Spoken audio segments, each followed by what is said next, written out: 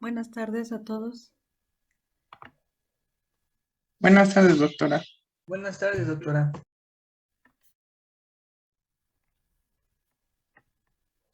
Bueno, vamos ahora sí a continuar la clase de tratamiento de diabetes, que seguramente de este tema ya más o menos tienen idea. Vamos a iniciar y pues bueno, si ustedes revisan la ADA, que es la guía de práctica clínica internacional, vamos a ver que tenemos una clasificación de los tipos de diabetes. Y vamos a ver que en esta guía pueden considerar otros tipos, sin embargo, vamos a ver que las que se presentan con mayor frecuencia en nuestra población, bueno, es la tipo 1, la tipo 2 y la gestacional, ¿de acuerdo? Y como ustedes bien saben, en el caso de la tipo 1, pues es una enfermedad insulino dependiente y en el caso de la tipo 2 no es insulino dependiente. Y en el caso de la 3, vamos a ver que en el caso de la gestacional, vamos a ver que pues esta se presenta durante el embarazo, que es algo similar a la hipertensión. En la hipertensión también se presenta durante el embarazo, pero ahí se le conoce como preeclampsia. ¿De acuerdo? Entonces, bueno, vamos a continuar en este sentido. Y pues bueno, vamos a ver que la mayoría de los fármacos realmente están enfocados en el tratamiento de diabetes tipo 2.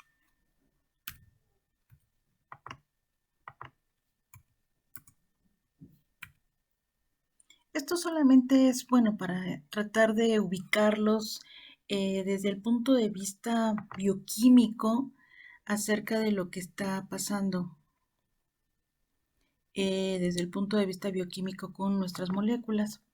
Aquí, por ejemplo, lo que ustedes tienen es una molécula, una cadena de lo que vendría siendo la celulosa, que era lo que les preguntaba la vez pasada, que si sabían en dónde está la celulosa.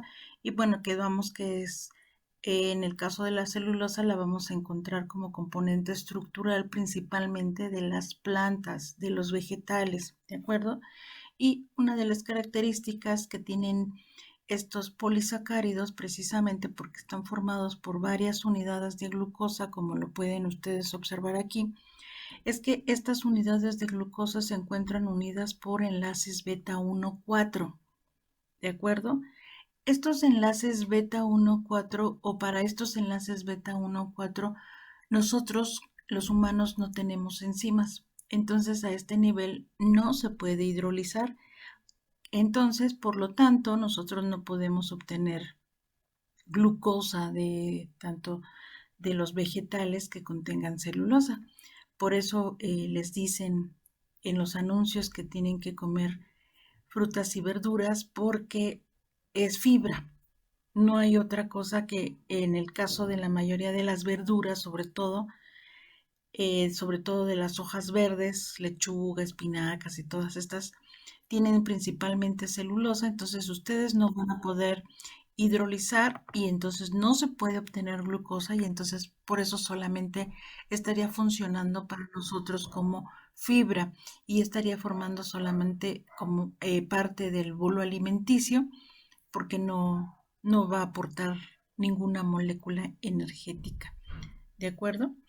Y pues bueno, en el caso de la celulosa, bueno, vamos a ver que entonces es un componente estructural, pero principalmente de las plantas. ¿De acuerdo?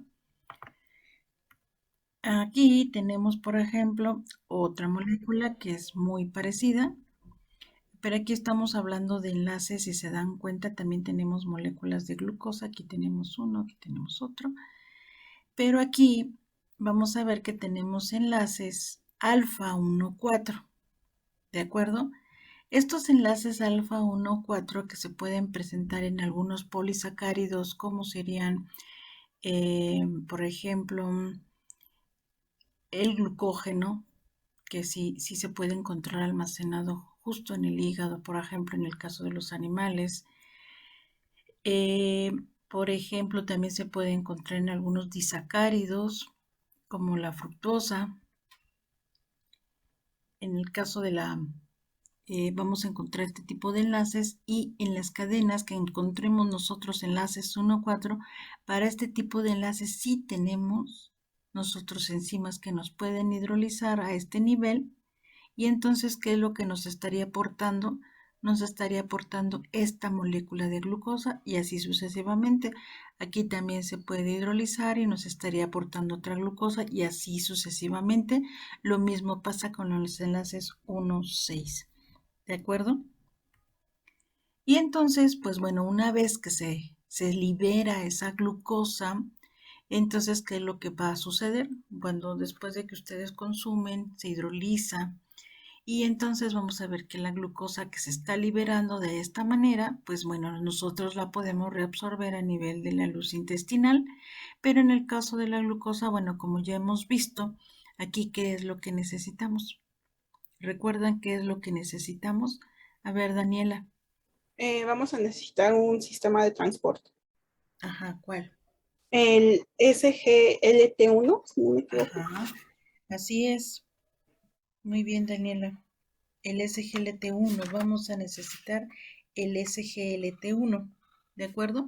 Es un sistema de transporte, es un cotransportador sodio-glucosa y entonces esto nos va a permitir el paso de sodio y de glucosa, pero como el sodio nos estaría modificando el gradiente electroquímico de la célula, entonces esto nos va a generar que se active ¿a quién? ¿Te acuerdas, Daniela? ¿Me puede volver a repetir la pregunta, por favor? Sí, como está entrando glucosa y sodio, el sodio está haciendo que se cambie el gradiente electroquímico en el interior de la célula. Esto va a estimular ¿a quién, Daniela? A la bomba de sodio-potasio. A la bomba de sodio-potasio. Entonces, lo que nosotros conocemos como la tepeasa sodio-potasio, la va a estimular y entonces lo que va a suceder es que va a eliminar sodio. ¿Están de acuerdo? Entonces, ¿qué es lo que puede, Daniela, ya que estamos abusando de tu participación, qué va a suceder con la glucosa? Vamos a necesitar otro sistema de transporte que creo, si no me equivoco otra vez, sería el GLUT2 para que pueda salir al torrente sanguíneo, ¿no? Así es, muy bien. Entonces, así ya tenemos entonces, a ver, Daniela, ya que estamos en la hora de las complacencias con tu participación, ¿te acuerdas cuál sería el transporte activo primario y cuál sería el secundario en esta celulita que estamos nosotros viendo? El secundario sería el de SGLT1 porque va a necesitar o depender de la energía que se genera por la ATPasa sodio-potasio. Ajá, ok. Y mande. Y la tepeasa sodio-potasio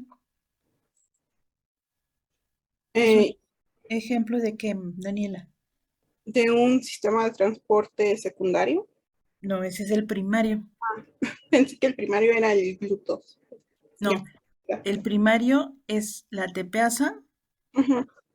porque es quien directamente está generando ATP. Y el secundario es el cotransportador SGLT1 porque depende de la actividad de la tepeasa. Ok, está ahí. Gracias. Muy bien, Daniela. Pero bueno, bien.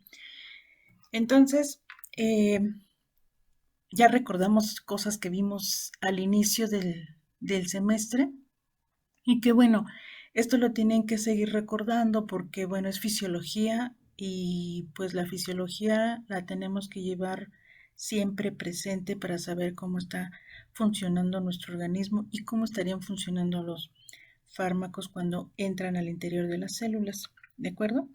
Bueno, entonces en este caso la glucosa pasa nuevamente, se reabsorbe, pasa a torrente sanguíneo por los mecanismos que ya nos mencionó Daniela. Bueno, una vez que ya llegan a torrente sanguíneo, aquí lo tenemos, ya en torrente sanguíneo vamos a ver que podemos tener varias o al menos dos posibilidades.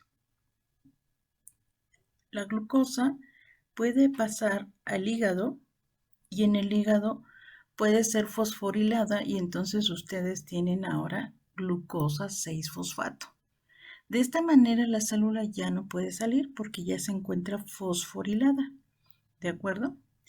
Y vamos a ver que si esta glucosa 6-fosfato puede tener varias alternativas. Una de ellas es que pueda ser hidrolizada, es decir, oxidada hasta llevarla a piruvato para obtener energía, ¿de acuerdo? Y este piruvato, bueno, dependiendo de las características de la célula, también se puede convertir en lactato, pero finalmente todo esto es oxidación de glucosa. Esto es lo que nosotros conocemos como glucólisis, ¿de acuerdo? Ahora, si esta glucosa 6-fosfato no es oxidada por la glucólisis, entonces, ¿qué es lo que puede suceder? Esta se puede almacenar en forma de o formando parte de un polímero que sería glucógeno. Y entonces a esto se le conoce como glucogénesis. O sea, cuando de aquí de glucosa 6-fosfato, pasamos y formamos glucógeno, esto es glucogénesis. Pero, por ejemplo, en algunas ocasiones, si nosotros o el resto de nuestro organismo por alguna razón requiere de energía, ¿esto en qué puede pasar? Pues, por ejemplo, si ustedes no desayunan o no comen por muchos días, pues bueno, ya la glucosa se puede obtener justo de este glucógeno que nosotros tenemos almacenado. ¿Cómo? De glucógeno puede pasar a glucosa 6-fosfato y esto es lo que se le conoce como glucogenólisis. ¿De acuerdo? Pero además, si el piruvato, por ejemplo, puede formar nuevamente glucosa 6-fosfato y esta glucosa 6-fosfato se puede almacenar como glucógeno, entonces a esto se le conoce como gluconeogénesis, porque estamos partiendo de una molécula, en este caso del piruvato, que es una molécula diferente a un carbohidrato, ¿de acuerdo? Y no solo eso, como ustedes lo pueden ver, aquí, por ejemplo, en el esquema también algunos aminoácidos, aquí tienen unos aminoácidos, este aminoácido, por ejemplo, la alanina, puede pasar al hígado y en el hígado convertirse en piruvato y el piruvato en glucosa 6-fosfato y la glucosa 6-fosfato en glucógeno, esto sería gluconeogénesis porque estamos partiendo de moléculas que no son carbohidratos, ¿de acuerdo? Entonces, este esquema en ese sentido es muy bonito porque nos resume de alguna manera la parte bioquímica de lo que sería el metabolismo de los carbohidratos. Entonces, sí quedó claro lo que es glucólisis, glucogenólisis, glucogénesis y gluconeogénesis. Manuel. A ver, creo que me confundí en lo que es glucogénesis y glucogenólisis, Ah, porque glucogénesis es de que la glucosa pasa a almacenarse 6-fosfato. Ajá, pasa a almacenarse como glucógeno. así es. Y la glucogenólisis es cuando ese glucógeno eh, Es pasa, pasa a transformarse a glucosa. 6-fosfato. Ajá, Ah, y ok. glucosa. Finalmente glucosa. Ah, ok. Es que llegué a escuchar lo mismo y me confundí. ¿Sí? Entonces, de glucosa 6-fosfato a glucógeno, ¿esto qué es, Manuel? Glucogénesis. Ajá. Ajá, Lo de sí, glucógeno a glucosa 6-fosfato, glucogenólisis. glucogenólisis. Por ejemplo, de alanina pasando a piruvato y formando glucosa 6-fosfato y formando glucógeno, ¿eso qué sería? Gluconeogénesis. Exacto. ¿Sí quedó? Sí, Muy bien. Y de glucosa 6-fosfato a piruvato o lactato dependiendo de las circunstancias. Eso es glucogénesis. Eso es glucólisis, Ah, glucólisis, perdón. ¿sí?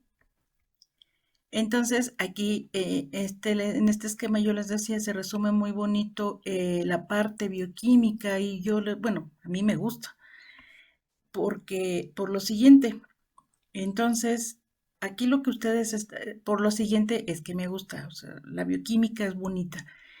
Eh, Aquí les está diciendo que el hígado es capaz de almacenar, pero no solamente almacena, sino también es un muy buen amigo del resto del organismo, porque dependiendo de las circunstancias, qué es lo que hace, puede o tiene la capacidad de liberarnos nuevamente, ¿qué cosa?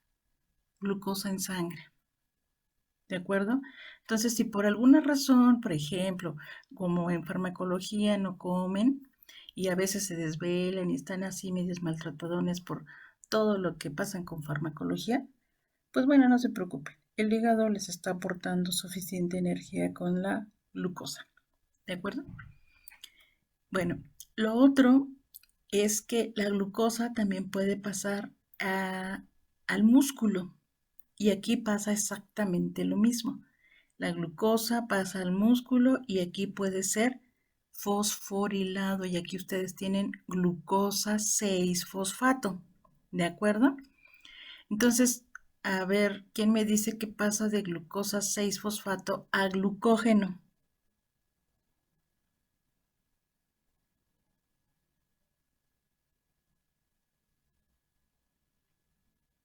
A ver, Itzel, Glucogénesis. glucogénesis y de glucógeno a glucosa 6-fosfato, Sería glucogenólisis. glucogenólisis. Y de glucosa, pasando por glucosa 6-fosfato, piruvato o lactato, Gluconeogénesis. no, Ah, no, de no, perdón. Glucólisis. glucólisis. Y de alanina, por ejemplo, aquí si se dan cuenta, tenemos la alanina en el músculo, en algunas ocasiones se puede estar eh, hidrolizando las proteínas y esto nos genera aminoácidos, pero si se dan cuenta, en el caso del músculo no tenemos qué proceso, sino que lo está mandando hacia el hígado.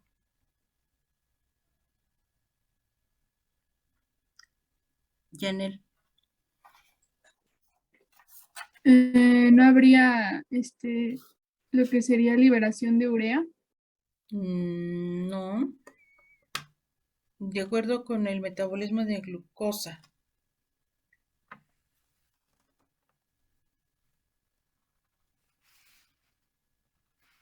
De acuerdo a lo que estamos viendo ahorita.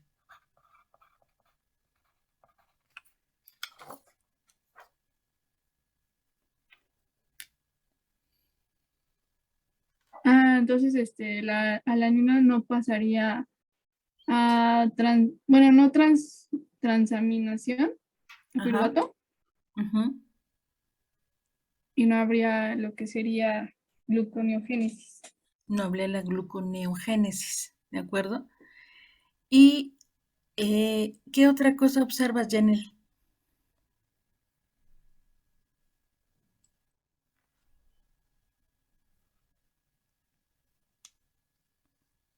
Igual el músculo. Ajá.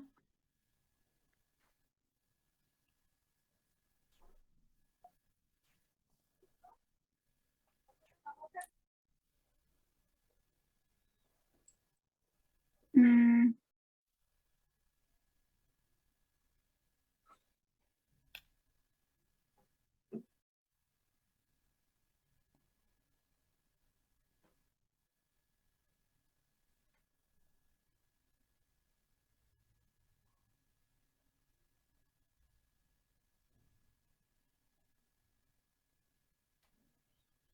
A ver, Daniel.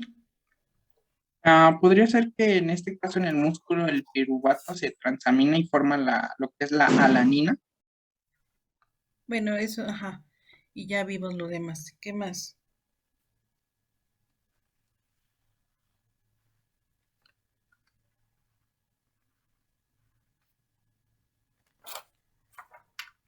ver. A ver, Uriel, Pedro. Sería que, o sea, a diferencia del hígado, este músculo no sería capaz de llevar esta glucosa hacia el torrente sanguíneo. Así es, así es. El músculo, nunca se les olvide, el músculo no es nada amigable, no nos presta ni una molécula de glucosa. ¿De acuerdo?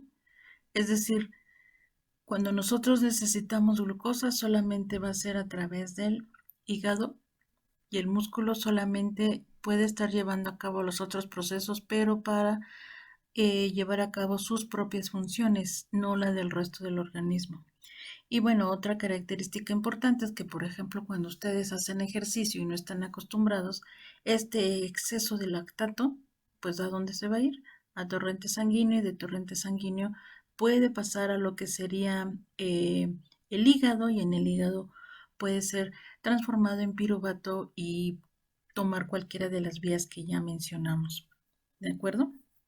Muy bien. Entonces, esto es algo que, bueno, que afortunadamente lo van a ver con detalle después en bioquímica, pero quiero que vean la parte bioquímica importante, o sea, por eso es bonita la bioquímica en ese sentido, porque lo que tenemos que hacer es comprender cuál es el objetivo de las vías metabólicas, y van a ver que si ustedes entienden perfectamente eso, la parte de bioquímica es muy bonita en ese sentido, y se los digo para que pues no se espanten cuando lleven bioquímica, busquen el lado bueno de esta parte y verán que eso les va a ayudar bastante. Entonces, bueno, ¿ya no tienen ninguna duda de esto? No. No, doctora. Entonces, nosotros ya que tenemos la glucosa nuevamente en torrente sanguíneo, bueno, también va a llegar al páncreas. Y pues bueno, también a través de los glúteos vamos a ver que pues ahí va a empezar a hacer una serie de funciones importantes. Aquí tenemos nosotros la glucosa, aquí tenemos el GLUT2 a nivel de las células beta pancreáticas. ¿Y quién me puede explicar lo demás? A ver, órale, Daniela, a ver, Daniela. Es que vengo preparada, doctora. Ahora A sí. ver, ¿qué pretendes? A ver, ¿qué pretendes el día de hoy? A ver, en el siguiente esquema, como usted dijo, podemos observar a la glucosa, pero también a las células beta pancreáticas. Entonces, la glucosa va a entrar en contacto con la GLUT2, que se va a encontrar en la membrana, el cual nos va a permitir el paso de la glucosa hacia el interior de las células beta pancreáticas, y se va a llevar a cabo la oxidación de la glucosa a piruvato, el cual va a continuar su proceso de oxidación en las mitocondrias para obtener el ATP, el cual nos va a inhibir los canales de sodio-potasio, que también son, creo que llamados canales de potasio dependientes de ATP, y va a ocasionar la despolarización de la membrana, y en consecuencia va a ocurrir la apertura de los canales de calcio, y posterior a ello va a entrar el calcio, el cual va a ser importante para que las vesículas puedan liberar sus productos, o sea, la insulina, y las vesículas se van a incorporar a la membrana plasmática y liberar la insulina.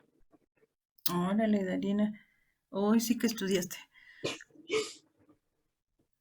A ver, no sé qué hiciste, pero bueno, muy bien.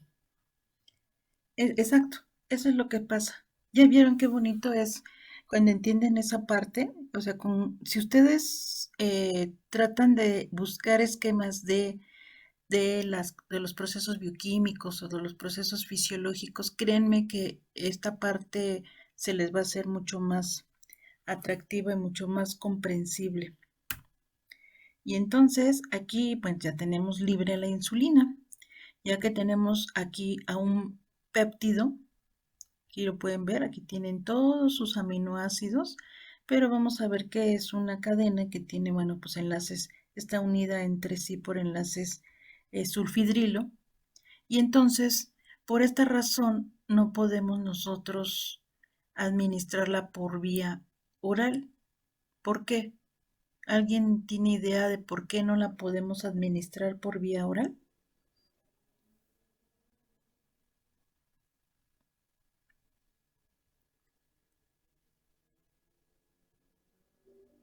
A ver, Daniela.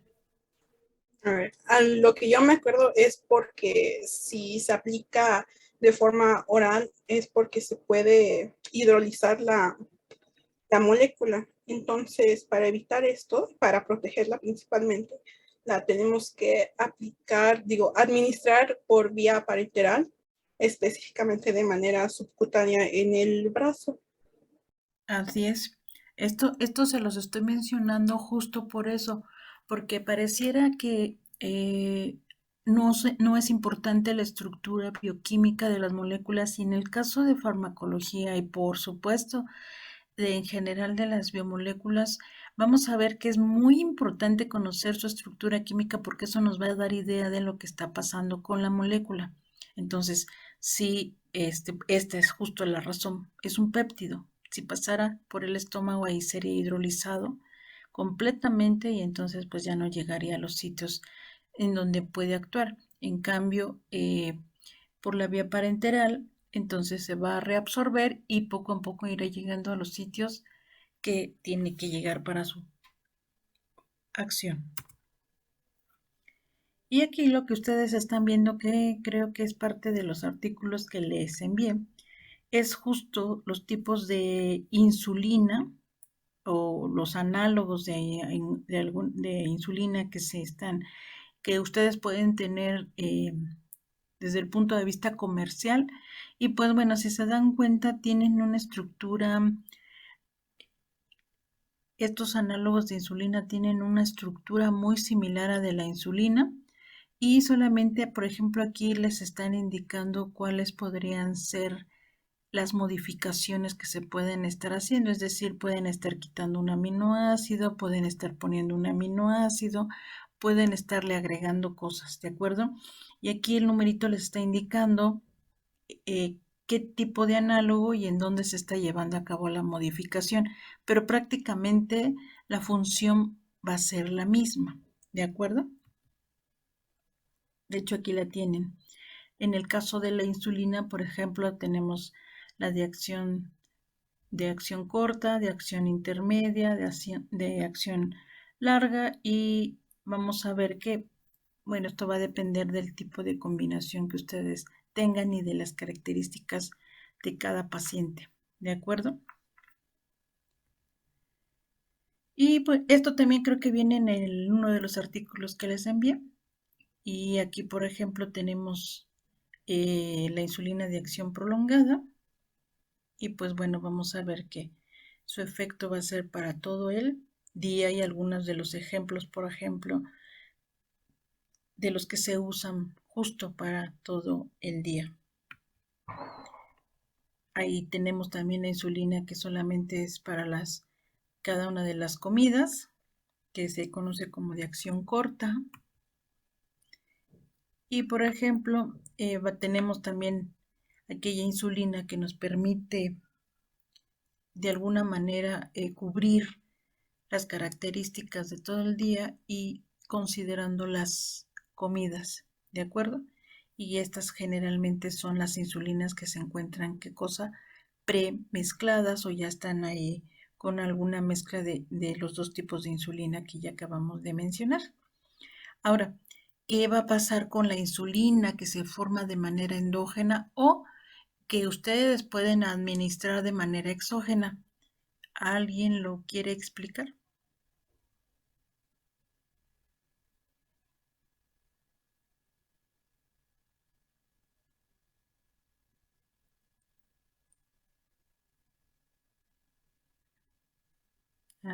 ¿Otra vez, Daniela? Bueno, ¿qué pretendes el día de hoy? Participar. ¿Vas a participar lo de todo el semestre? Por eso. Sí, definitivamente ya te hacía falta, ¿eh? Pues Bueno, me vas con 3 temas, así que espero no equivocarme. La insulina se va a unir con un receptor de tipo tirosincinasa porque se va a autofosforilar y va a generar que se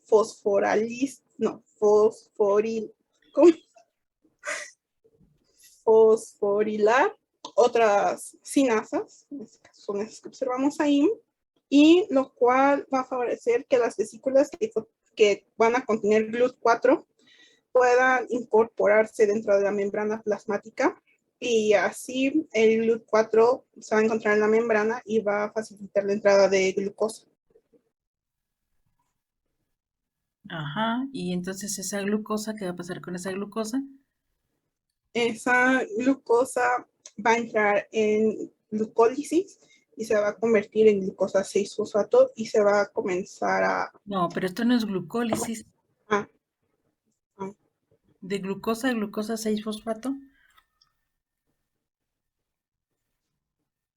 estoy pensando que ya me confundí.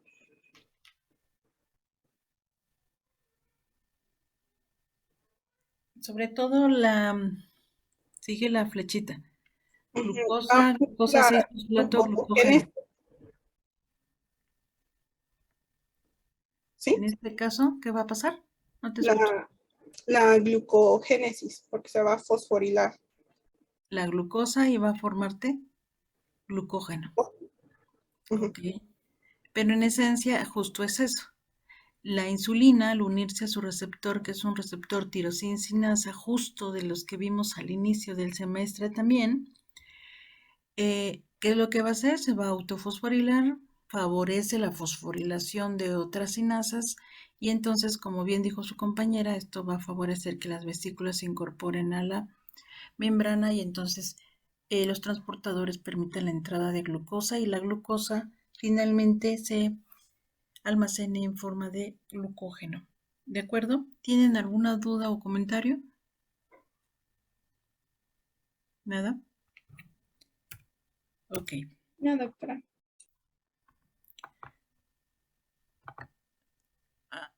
Aquí está justo lo que decía su compañera. Exactamente lo mismo, nada más que son prácticamente más sinasas, pero es prácticamente lo mismo. Estas son todas las vías, realmente las sinasas y lo que se está activando es mucho más complejo de lo que les acabamos de explicar, pero bueno, con lo inicial es más que suficiente.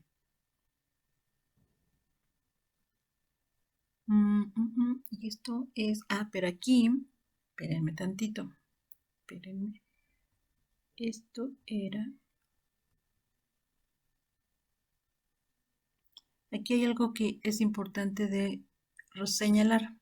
En el músculo es justo donde tenemos a los GLUT4, en el músculo, ¿de acuerdo? La incorporación de los GLUT4 a nivel muscular. Daniel, ¿querías preguntar algo? Sí, ¿qué era lo que hacían las sinasas con el GLUT4? Aquí, las sinasas. Ajá, Lo único que van a hacer es favorecer que estas vesículas se puedan incorporar justo a la membrana. ok, gracias. Entonces, en el caso del músculo, entonces se van a incorporar las vesículas que contengan GLUT4. Pero aquí en este caso tenemos el hepatocito, ¿de acuerdo? Y entonces en el hígado nosotros tenemos al GLUT2. Ese es exactamente el mismo mecanismo, solo que aquí tenemos el GLUT2, ¿de acuerdo? Entonces, aquí en el músculo esquelético tenemos GLUT4. Aquí en el hepático tenemos al GLUT2 y aquí en el tejido adiposo tenemos otra vez al GLUT4. ¿Sí? ¿Sí están de acuerdo? Pero es exactamente el mismo mecanismo. O sea, la insulina lo único que nos está favoreciendo es la incorporación de las vesículas que tienen estos sistemas de transporte GLUT2 o GLUT4 para favorecer la entrada de las células, solamente que de manera específica, que es lo que les estoy resumiendo aquí.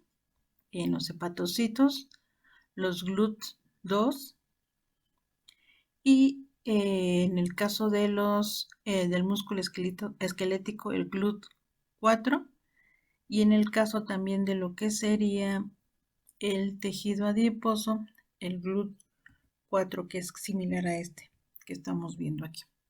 ¿De acuerdo? ¿Y por qué es importante que veamos eso? Porque como ustedes lo pueden ver en este resumen que puse aquí, si la insulina actúa en el tejido adiposo, la glucosa ustedes la pueden estar almacenando en forma de triglicéridos. ¿De acuerdo? Por ejemplo, ¿eso cuándo sucede? Cuando ustedes se la pasan comiendo muchas galletitas, comiendo muchas bebidas azucaradas, etcétera, etcétera, lo que está sucediendo es que si ustedes no tienen suficiente actividad física, lo que está sucediendo es que justo eso, la glucosa, se está almacenando en forma de triglicéridos en el tejido adiposo. Y entonces, pues ustedes comienzan a subir de peso. Por eso, lo recomendable es que para evitar justo eso, pues bueno, disminuyamos la cantidad de carbohidratos. En lugar de que se coman un paquete completo de galletas, se coman la mitad y así sucesivamente. ¿De acuerdo? No quiten nada, solamente disminuyan cantidades, que creo que eso también ya se los expliqué en otro momento, justo cuando estábamos viendo hipertensión. En el caso del hígado, pues en el hígado, pues también la glucosa se va a almacenar en forma de glucógeno, y en el caso del tejido muscular, pues bueno, se va a almacenar en forma de proteínas.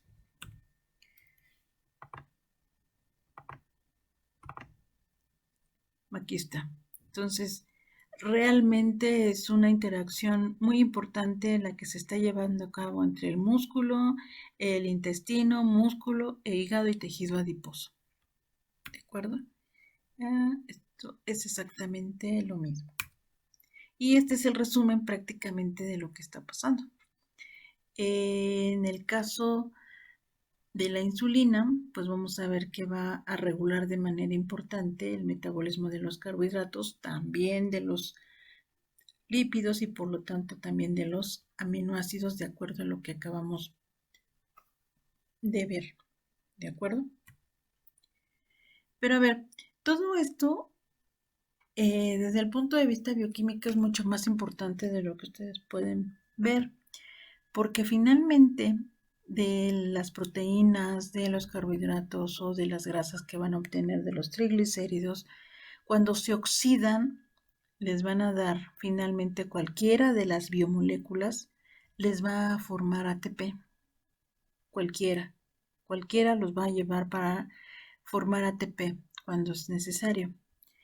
Este ATP finalmente les va a formar otra molécula que es muy importante, la acetil-CoA. ¿De acuerdo? Esto en condiciones fisiológicas es bueno para nosotros porque, pues bueno, estaríamos llevando a cabo la oxidación de proteínas, de glucógeno y de triglicéridos para la obtención de ATP y, por lo tanto, de acetil-CoA, que se va a seguir oxidando y nos va a generar también ATP al pasar por la cadena respiratoria y la fosforilación oxidativa.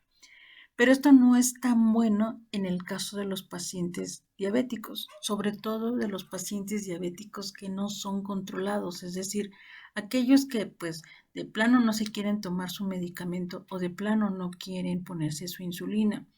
¿Qué es lo que está sucediendo?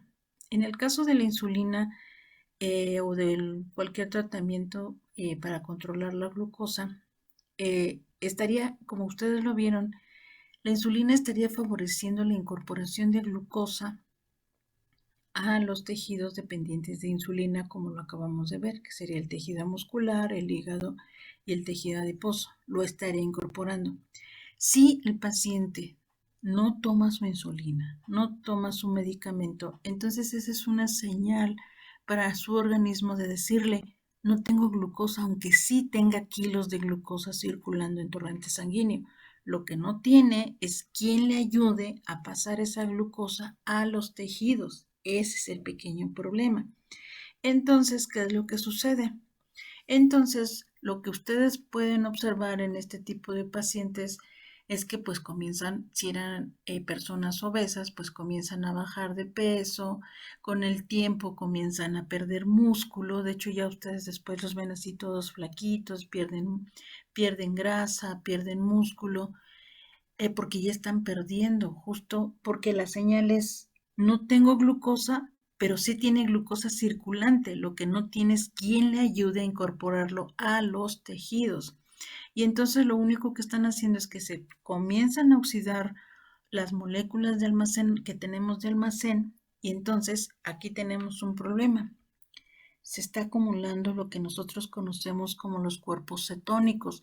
Por eso llega el momento en que sus pacientes, por ejemplo, si no tienen una diabetes controlada, seguramente ya se los explicaron, entonces tienen ese olor a manzana, pero es justo se debe a esta alta concentración de cuerpos cetónicos. Entonces, esos, de alguna manera, eso es lo que está ocasionando el que no tengan un muy buen control de su hiperglicemia, que se estén aumentando los cuerpos cetónicos.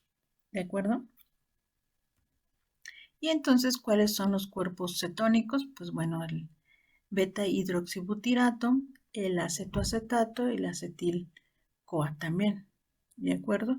Y entonces, pues estos se pueden estar acumulando.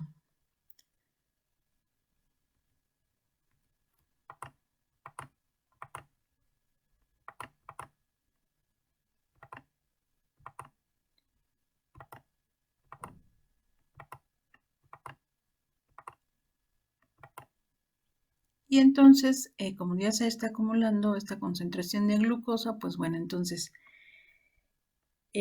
vamos a ver que pues ya se podrían estar usando los hipoglucemiantes orales también, como las sulfonilureas o en el caso de las glitinidinas. En el caso de las sulfonilureas, que son las que vienen indicadas en su programa, pues ejemplo de ellos tenemos a las glibenclamida, y que incluso son las que vienen indicadas también en su guía de práctica clínica para el tratamiento de diabetes. ¿De acuerdo? Entonces, ¿cómo estarían actuando estas? ¿Se acuerdan cómo actúan estas? ¿Alguien quiere participar?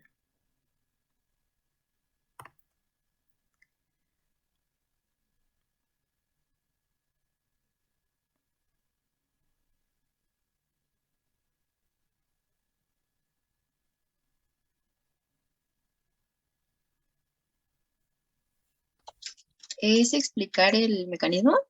Ajá, A ver, ¿le puedo intentar? sí. ¿Quién eres? Yo, Carla Rosales. Ah, sí. A ver, Carla. Bueno, a ver, la glucosa entra a las células beta del páncreas gracias al sistema de transporte GLUT2, en donde dentro de la célula beta pues, se convierte en glucoquinasa. Y la glucosinasa es una enzima, que es, es que es la que te fosforila la glucosa en glucosa 6-fosfato. de acuerdo. Y de ahí entra la mitocondria al ciclo de Krebs y después se convierte en ATP. Y el ATP va a activar a los canales de potasio sensibles a ATP. ¿Te dice que Eso, está activando? ¿cómo? ¿Te dice el esquema que lo está activando?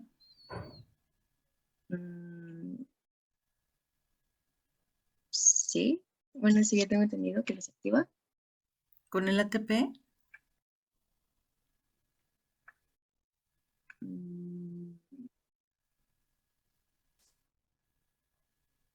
Pues, o bueno, los abre. Abre los canales.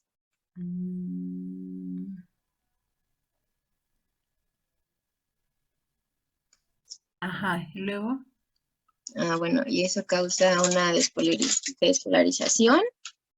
Y después va a abrir, que abre los canales de calcio sensibles al voltaje. Y pues esto va a ayudar a que pues, las vesículas salgan y liberen insulina. Ajá, esto es para la liberación de insulina, Ujú, ¿de acuerdo? sí. Pero si no entra la glucosa a las células pancreáticas, entonces no hay liberación de insulina. Ujú. Y entonces, Mm,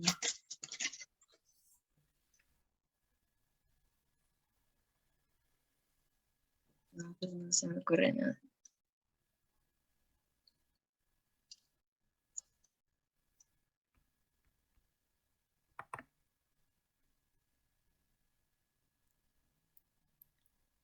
a ver, Daniel, Pues más bien el ATP estaría actuando como un inhibidor de ese canal, aquí. Ujú, entonces no dejaría pasar pues al potasio ujú, y entonces esto provocaría despolarización y una apertura de los canales de calcio ujú. y aumentaría el calcio y así pues se produciría insulina. Estimula la liberación de vesículas con insulina. Ajá. Ajá. Esto es en condiciones fisiológicas. Pero esto no sucede. Ya quedamos que la glucosa no se estará incorporando o hay algún otro mecanismo de los que seguramente ya les hablaron que no nos están generando esta insulina. Entonces, ¿qué vamos a hacer? ¿Cómo lo vamos a remediar nosotros? Bueno, en este caso usar la sulfonilurea, Ajá, que igual sería un inhibidor para que no se abran los canales ajá. y entonces igual se despolarice la célula y se abran los canales de calcio y así promover la liberación de insulina. Así es. Eso es lo que estarían haciendo las sulfonilureas. Justo hacer lo que no obtenemos con el ATP. Y entonces estarías favoreciendo la liberación de insulina, es decir, estarías forzando el sistema, estarías forzando a las células pancreáticas para que liberen insulina. ¿De acuerdo? Sí, doctora. Muy bien. Pero ya vieron, ya se dieron cuenta eh, que de algo, de un aspecto fisiológico, es posible saber cómo está actuando un medicamento.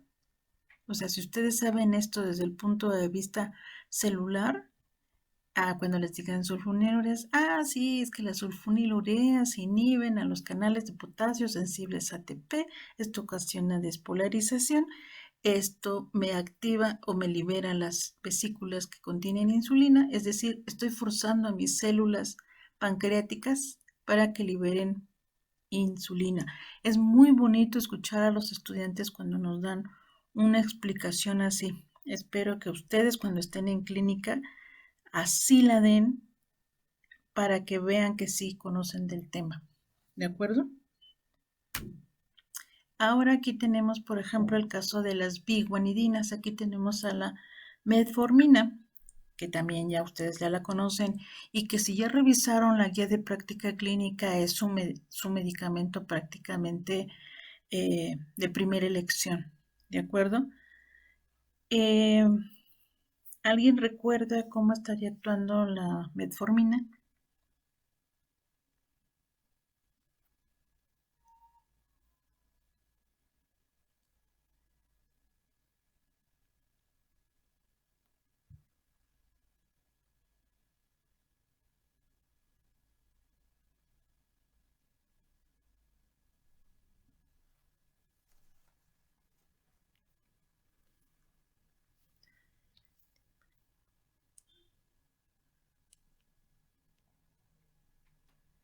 A ver, nadie. A ver, recuerden, vean el esquema. Vean el esquema y van a ver que ya lo van a poder explicar solitos.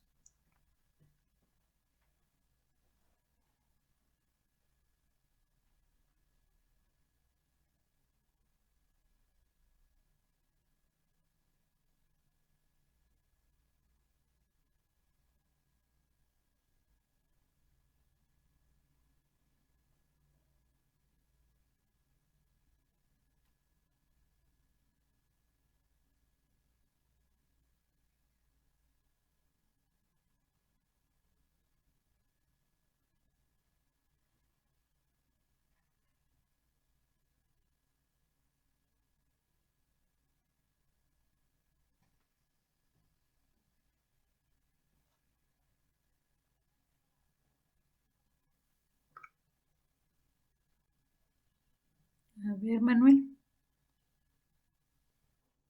A ver, la metformina pasa en el canal de transporte en las OCT. Esto hace que, esto hace que se bloquee el nivel de la mitocondria. A ver, ¿qué te está diciendo el esquema? Que la metformina necesita qué cosa. Que necesita de un canal de transporte. En este caso necesitamos de un transportador, Manuel. ¿De acuerdo?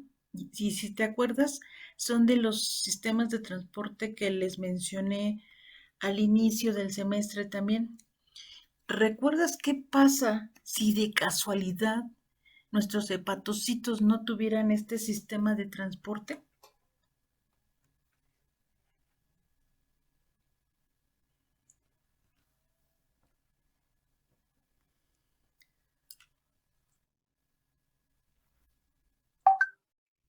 Mm, Ay, se me olvidó. A ver, ¿quién se acuerda? Dijo que el sistema de transporte, ¿no? Ujú, Va a ser el OCT1 ujú, con el diagramita. ujú. Y ya. ¿Qué pasa si no tenemos este sistema de transporte en nuestros hepatocitos o si por alguna razón disminuye su expresión? No podrían, pues el medicamento no tendría efecto. ¿Eso quién lo dijo? Yo, Herrera López. Herrera López. Ah, Pablo. Exacto. ¿Qué pasa? Pues simple y sencillamente la metformina no va a entrar al hepatocito y ustedes jamás van a ver la respuesta. Y entonces no es que el medicamento no sirva, simple y sencillamente, para empezar, no tenemos el sistema de transporte que nos favorezca la entrada de la metformina a los hepatocitos. Por eso en su momento yo les decía que era muy importante que recuerden la importancia que tienen los sistemas de transporte, los receptores, porque si por alguna razón, y sobre todo en el hígado, si por alguna razón no lo tenemos, pues entonces todo, todo no va a funcionar. Y entonces el efecto que ustedes esperaban, pues tampoco se va a dar. ¿De acuerdo? Exacto. Entonces, para empezar, la metformina, estábamos con Manuel, ¿verdad? Para la metformina, entonces, necesita de un sistema de transporte para pasar al interior de la célula. A ver, Manuel, síguele. Sí, esto hace que a nivel de la mitocondria eh, se produzca un aumento de lo que es el AMP. Aquí es lo que primero que te está pasando aquí. Aquí donde te estoy señalando, Manuel. No sé si ustedes recuerdan o lo vieron en prepa, porque bioquímica todavía no lo llevan, pero no sé si ustedes se acuerdan que la cadena respiratoria tiene diferentes complejos, diferentes niveles. Y a nivel de la mitocondria, en la cadena respiratoria, nosotros tenemos el complejo 1. Entonces, acuérdense que de la cadena respiratoria se encuentra acoplada a la fosforilación oxidativa, por eso podemos formar ATP. Pero aquí en el esquema les están diciendo que en el caso de la metformina está inhibiendo el complejo 1 a nivel de la cadena respiratoria y entonces se va a formar ATP. Manuel, si lo estás inhibiendo, No, no, no se estaría formando ATP y como consecuencia se estaría acumulando ¿quién? el AMP cíclico. El AMP nada más solito, no es el cíclico porque no tiene la C, Ah, sí, no perdón. es como este. ¿De acuerdo? Entonces, el problema que con este aumento de AMP, ¿qué está sucediendo? Hay varias cosas, pero aquí, a esta AMP, al aumentar, también te está inhibiendo a quién? A la... Esa es una enzima, ¿no? Esta es una fosfatasa. Mm, Fíjate bien lo que hacía esta fosfatasa. Aquí tú tenías la fructosa fosforilada en la posición número 1 y en la posición número 6. Esta fosfatasa lo que hace es quitarte este fosfato en la posición número 1 y nada más te deja en la posición número 6. Esta glucosa 6-fosfato después se tendría que se transformar en glucosa 6-fosfato para liberarte glucosa. Acuérdate que al inicio veíamos que el hepatocito justo era importante por eso, porque nos puede ayudar a qué cosa, a liberar glucosa para el resto del organismo. sí. ¿De acuerdo? Entonces, si está aumentando el AMP, inhibe a la fosfatasa y entonces, ¿qué estás inhibiendo? La salida de glucosa. Estás inhibiendo la salida de glucosa. Es decir, si ya nosotros no tenemos glucosa que salga a torrente sanguíneo, pues de esa manera estamos evitando que nos se acumule, si de por sí ya tenemos glucosa circulando, una con alta concentración, entonces lo que está haciendo la metformina es inhibir la gluconeogénesis, es decir, evitando que salga glucosa a torrente sanguíneo, evitando que exista hiperglicemia porque tenemos suficiente circulando para el resto del organismo. ¿Sí quedó claro, Manuel? Sí, sí, doctora. A ver, entonces ya lo vas a poder explicar. Sí. La metformina pasa por pasa por la OCT. Esto inhibe el complejo 1 de la mitocondria. Esto hace que ya no haya ATP, provocando que haya un aumento de la AMP. Y cuando hay un aumento de AMP, hace que la fosfatasa bloquee la salida de glucosa. En general. Ajá. Ah, fíjate. Pues ya mejoraste bastante porque en tu segunda o tercera participación me dijiste no sé nada. Aquí lo tengo anotado, pero muy bien, Manuel. ¿De acuerdo? Sí. Muy bien. ¿Quedó claro para todos? ¿O tienen alguna duda? No, doctora, todo quedó Todo claro. bien. ¿Sí? Sí. O sea, nada más, de hecho, el resumen aquí está en la parte B. La metformina inhibe el complejo 1 de la cadena respiratoria. Aquí está el resumen prácticamente de lo que acaba de decir su compañero. Disminuye, por lo tanto, las moléculas de ATP de energéticas y por lo tanto, pues también disminuye, ¿qué cosa? Vamos a ver que aquí hay un punto importante, aumenta la actividad de la AMP sinasa. ¿Por qué? Pues porque estamos aumentando el AMP. Entonces aumenta la AMP sinasa y aquí hay algo que es muy importante. Vamos a ver que se inhibe la síntesis de colesterol y de lípidos. ¿De acuerdo? Y pues la respuesta que al final vamos a ver es que disminuye la producción de glucosa y por lo tanto la síntesis de lípidos y colesterol. Y eso en el caso de los pacientes diabéticos es muy importante porque es otra de las características que veíamos. Al verse alterado el metabolismo de los carbohidratos, bueno, también se ve alterado el metabolismo de lípidos y proteínas y en este caso, pues en el caso de los pacientes diabéticos tampoco es conveniente que esté aumentando el colesterol y los lípidos en torrente sanguíneo y de manera general en el hígado, porque entonces ya tendríamos nosotros ahí un hígado graso. ¿De acuerdo? Entonces, este incremento de AMP, que es una molécula también energética, va a favorecer entonces aumento en la actividad de la AMP sinasa también. ¿De acuerdo? Entonces, tendríamos dos mecanismos importantes, la activación de AMP sinasa y la inhibición de una fosfatasa para la liberación de glucosa. ¿De acuerdo? Muy bien. Y pues prácticamente este sería el resumen.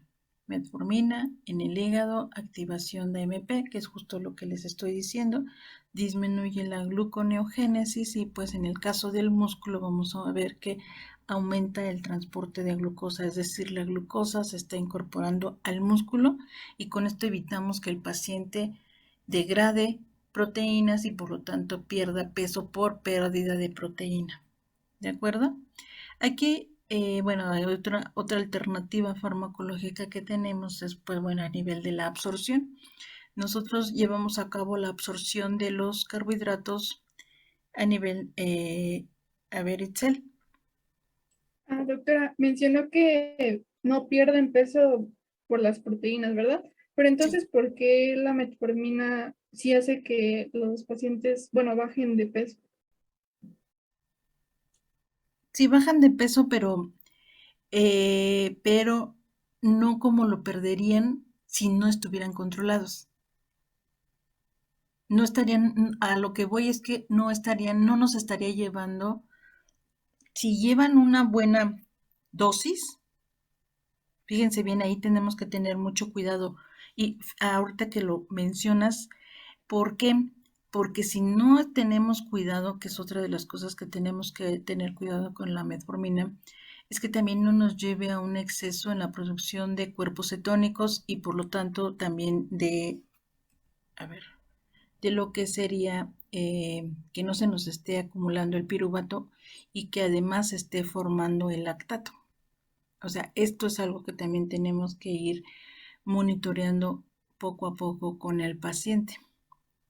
Si bajan de peso e incluso ahí tenemos que tener cuidado porque en el caso de la metformina también pueden encontrarse que algunos pacientes incluso suben de peso y, por ejemplo, en el caso de, este es otro mito que lamentablemente también se ha usado, es que, por ejemplo, hay quienes usan la metformina pero para bajar de peso aunque no son diabéticos. Y eso pues también está mal porque están haciendo algo desde el punto solamente de vista farmacológico, pero están alterando en general todo su metabolismo. ¿Sí quedó, Janel? Sí, justamente había sido porque, ajá, igual había recordado que a una persona que conozco le recetaron pues metformina para bajar tantito de peso, pero no tenía diabetes. Ujú. Sí, entonces no, o sea, ahí sí tienen que tener cuidado. No hacer eso porque entonces ahí sí vamos a ver que el problema que hay con la metformina, por eso les digo que es muy importante que ustedes conozcan esta parte del aspecto bioquímico y del aspecto de la fisiología, porque lo que quiero que vean es que justo de las vías metabólicas que se están viendo alteradas es qué cosa, la gluconeogénesis, que es la producción de glucosa, pero además está disminuyendo la síntesis de lípidos y de colesterol. El problema es que además esta persona tendría que tener mucho cuidado con el consumo, que es una manera un poco tramposa, porque seguramente si le recetaron metformina también le dijeron, pero tiene que disminuir el consumo de carbohidratos, pero tiene que disminuir el consumo de lípidos, o sea, a final de cuentas tuvo que disminuir todo y de todas maneras tiene que tomar la metformina. Y eso está mal porque lo único que estás haciendo es forzar todo un sistema que no es necesario forzarlo. Lo mismo pasa, bueno, ya no se los mencioné, pero lo mismo pasa con los diuréticos. Por ejemplo, en algunas ocasiones también, ¿quién les receta los diuréticos para bajar de peso? No sé. Pero lo único que están haciendo es forzar al riñón a la eliminación de líquido y entonces, si están eliminando líquido, pues están forzando la pérdida de peso. Pero no saben que con el tiempo lo único que están causando también es insuficiencia renal. Entonces, cuidado, no tomen ni medicamentos ni para bajar de peso, ni en este caso metformina o diuréticos. Y lo otro, por ejemplo, que es muy grave, en los gimnasios, por ejemplo, que dizque para tener su cuerpo musculoso, etcétera, etcétera, les dan una dieta rica en proteínas también. Ahí tienen que tener mucho cuidado porque entonces están alterando todo el metabolismo no solo de proteínas, sino de lípidos y carbohidratos. Y no solamente eso, están forzando al riñón a una dieta alta en proteínas. Y entonces, pues eso con el tiempo también puede causar insuficiencia renal. Esa parte bioquímica es muy interesante porque entonces todo nos conduce finalmente a insuficiencia renal. Y bueno, les decía yo de la otra alternativa que tenemos nosotros, es que tenemos que recordar que, por ejemplo, también a nivel intestinal se puede llevar a cabo la absorción de carbohidratos, pero pues podemos tener polisacáridos o disacáridos como la lactosa y la sacarosa, pero necesitamos de la hidrólisis de estas moléculas y para eso necesitamos de la alfa-glucosidasa, que era lo que yo les mencionaba al principio. Por ejemplo, en el caso de la amilosa, que tienen una glucosa, otra glucosa, otra glucosa, otra glucosa, pero tenemos enlaces alfa 1,4 que sí podemos hidrolizar. En el caso de la amilopectina o del glucógeno también tenemos enlaces 1,4 y cuando son hidrolizados nos va a generar glucosa. En el caso de la celulosa, les decía que tienen enlaces beta 1,4 y aquí sí no los podemos hidrolizar, pero no importa, es una molécula que se puede utilizar como fibra, ¿de acuerdo? O la quitina, que la pueden encontrar ustedes también si consumen insectos, por ejemplo, chapulines y todo ese tipo de cosas, también tienen enlaces 1,4 y pues bueno, no los va a engordar si comen chapulines, pero sí les va a ayudar porque son fibras. ¿De acuerdo? Entonces, ¿qué es lo que sucede con la carbosa? Nuevamente se está utilizando la misma estrategia que mencionábamos hace un momento. ¿De acuerdo? Tenemos que la carbosa tiene una estructura química, estructuras como si fueran glucosas.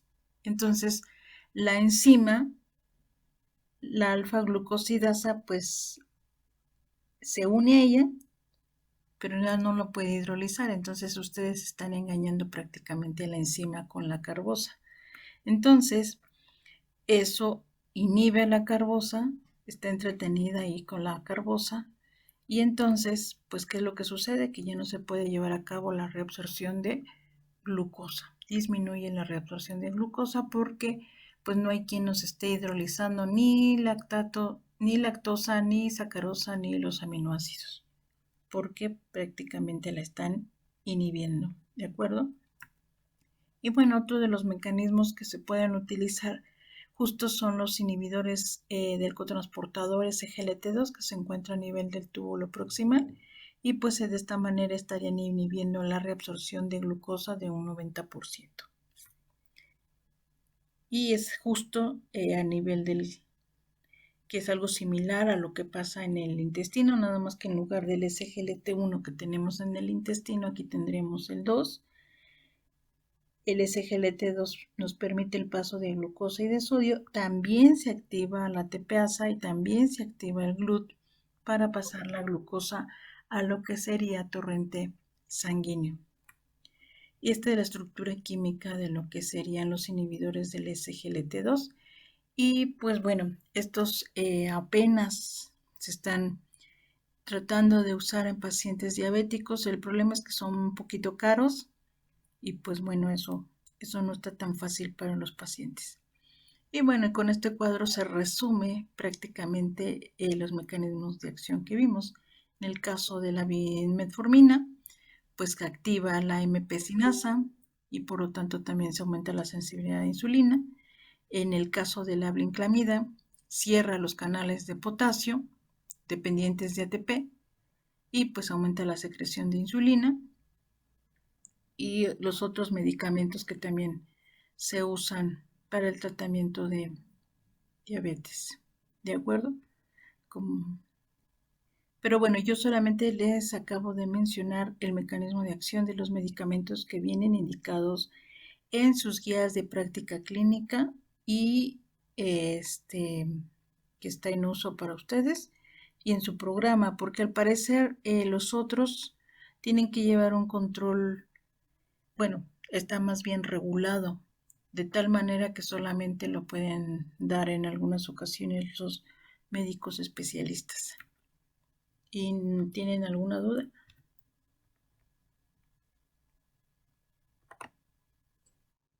No, doctora. No, doctor. No.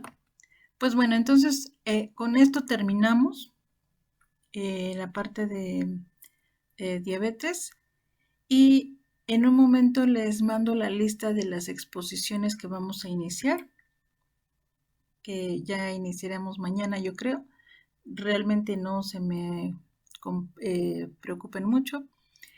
Los temas no van a ser muy extensos y el examen entonces de diabetes lo tendremos la próxima semana.